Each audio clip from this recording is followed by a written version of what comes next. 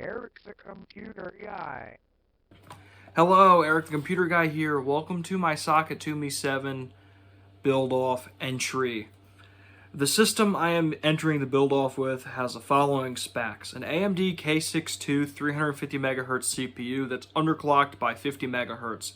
The EFA Viking 318 motherboard only allows up to a 300MHz K62, hence why it's underclocked 50MHz. It's got a Geforce2 MX400 32 meg AGP video card for all the gaming performance that this thing can get. However, I kind of feel this card might be a little overkill in this computer. It's got a CT4780 SoundBlaster Live sound card for audio. Windows 98 2nd Edition, as that was one of the requirements for the build-off, was to have Windows 98 2nd Edition for compatibility reasons. It has a 40 gig hard drive that has been set via jumpers to 32 gigabytes because this motherboard's BIOS can only recognize 32 gigabytes or less. 384 megabytes of RAM, however the OS only reports 320.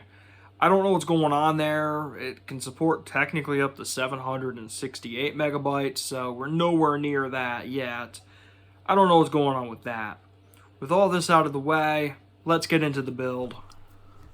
Unfortunately, some of the build footage was corrupted during the file transfer from my phone to the computer. Because of that, I'm not going to narrate the build process or what's left of it, so enjoy some of the Duke Nukem music.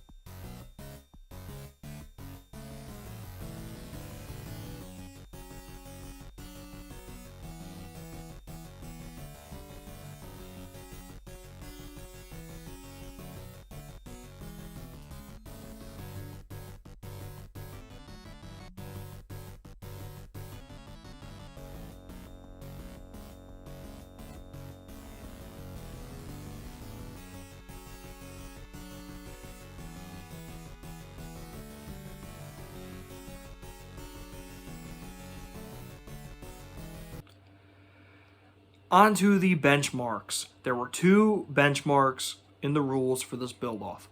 Quake for DOS and 3D Mark for the Windows side of things.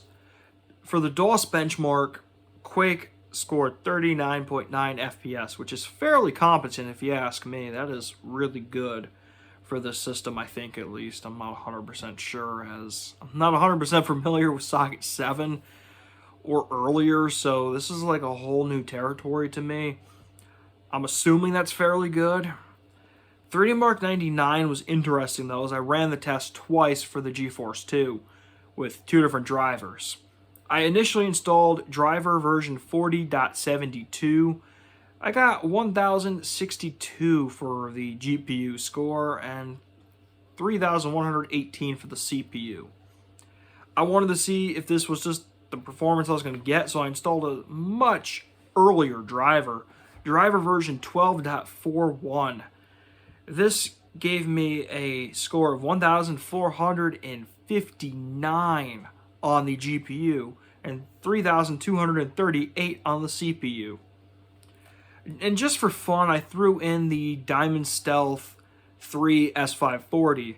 That got 1,230 for the GPU side of things and 3,085 for the CPU side of things, which is significantly less on the one side and not that much less on the other side. So Word of advice, if you're looking to put a GPU into your Socket 7 system, play around with the drivers and see which ones get you the best result for performance.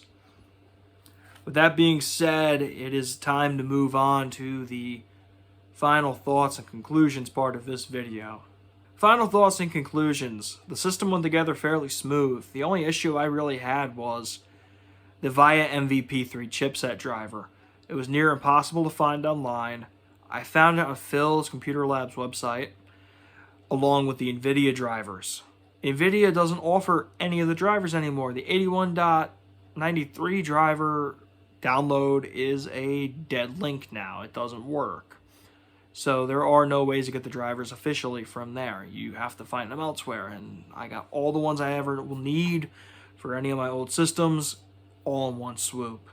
I just did it to get it done with because I know I'm going to be putting a TNT2 in this at some point. And I need an older driver. I'm also looking at putting in a proper sound card from the 90s in this and converting it from a hard drive to an SD card to IDE adapter.